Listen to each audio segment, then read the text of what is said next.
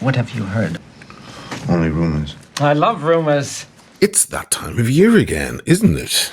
When we get to make our Rolex predictions. What's going to get the chop and what's going to be added to the catalogue. Tons of fun.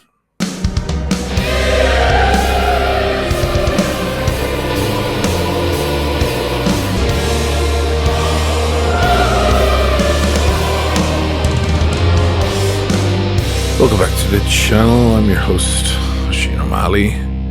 We are doing some Rolex predictions like we do every year. I don't know how many years I've done this now at this point. 4 or 5. Rolex are bizarre, you know. People think they're driven by market and by what's going to sell and what won't sell.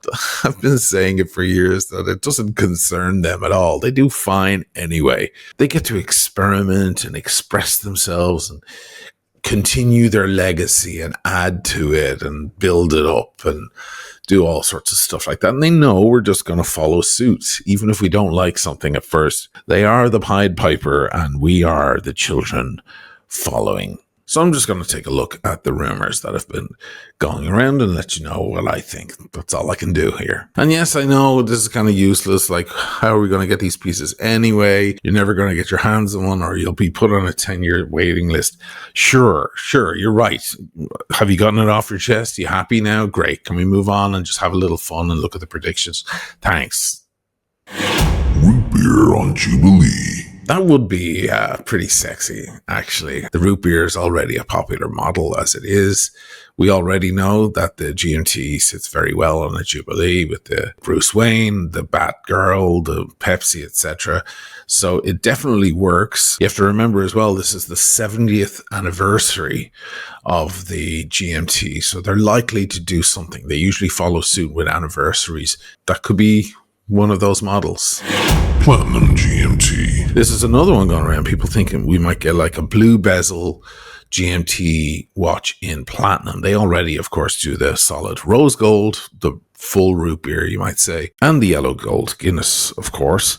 And remember, a 70th anniversary when it comes to marriage is the platinum anniversary. That would be a very, very popular, probably impossible piece to get, and would probably come with a very hefty price tag. Rose Gold Submariner. It's hard to imagine, definitely. But then again, like last year, wasn't there a solid gold deep sea? And that was totally bizarre. No one saw that coming. So you never know. That could be there. And will they do two-tone and full version as well? That would stand to reason that they would do both. Be interesting for sure. Sprite discontinued. Yeah, this one has been going around for a while. I think everybody thought that would happen last year. It might actually happen this year, or at least maybe change it from left-hand drive to regular drive.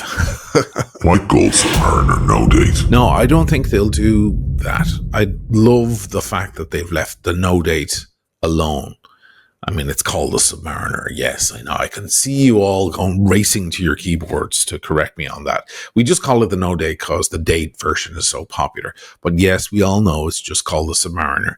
I don't think they're going to touch it because it sits by itself. When you go on the website, you can make a right turn that will bring you into all the Submariner date options, the different bezel, the two-tone, the full gold, etc., etc.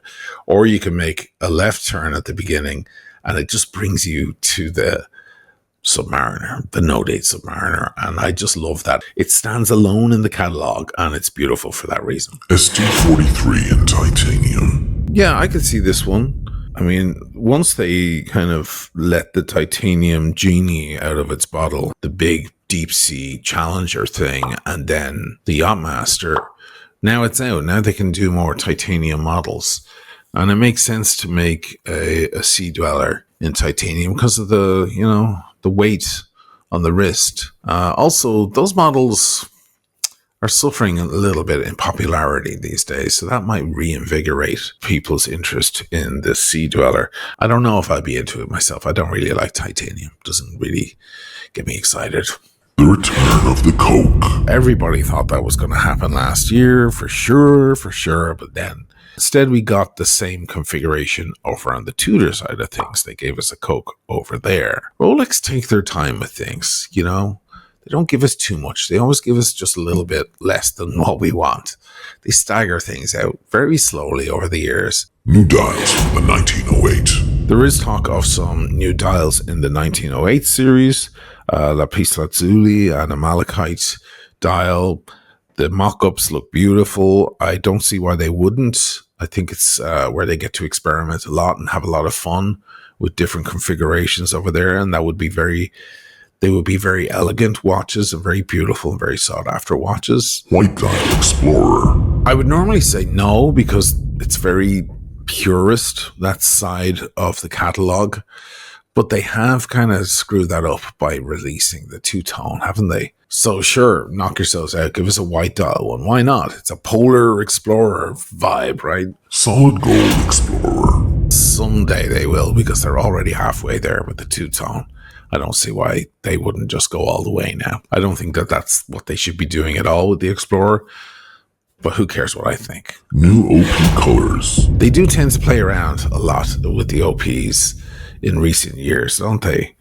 For a long time, the OP was kind of overlooked, and then they started releasing those beautiful colors, the Tiffany, of course, and the coral red, etc. And it got people very excited about that side of the catalog, so I don't see why they wouldn't keep going. Discontinuing the Autism. Ah, yes, the Autism, the day date with the funny, messed up, crazy dial that got that funny nickname because it really doesn't make much sense at all. Beautiful watch.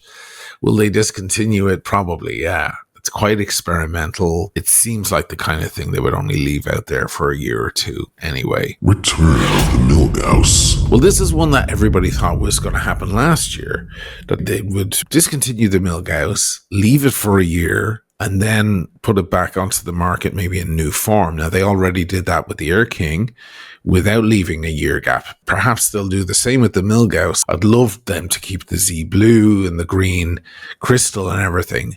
And if they want to refine the watch, make it slimmer or something like that, sure.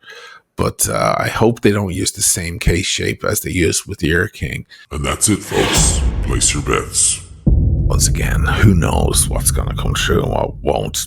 Maybe none of the above and completely different things. For all we know, Rolex won't do a damn thing new this year. They might just leave it till next year. But the 70th anniversary thing usually means something's going to happen. I have some predictions of my own, you know. Okay. What's your predictions, Lenny? Well, it's only one, actually. Just one. Okay, well, let's have it then. I think none of these watches will be available anyway, so what's the goddamn point? Unless you want to buy a bunch of shit you don't want from your AD first. Well, that one's definitely coming true. At least that.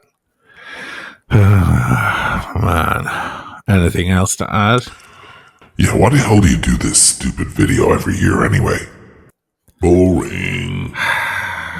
I have to do this. All the channels do one, so I feel like I've got to do one too, you know? Well, you're not like other channels. I know. Your channel is shit, and others are great. Fuck.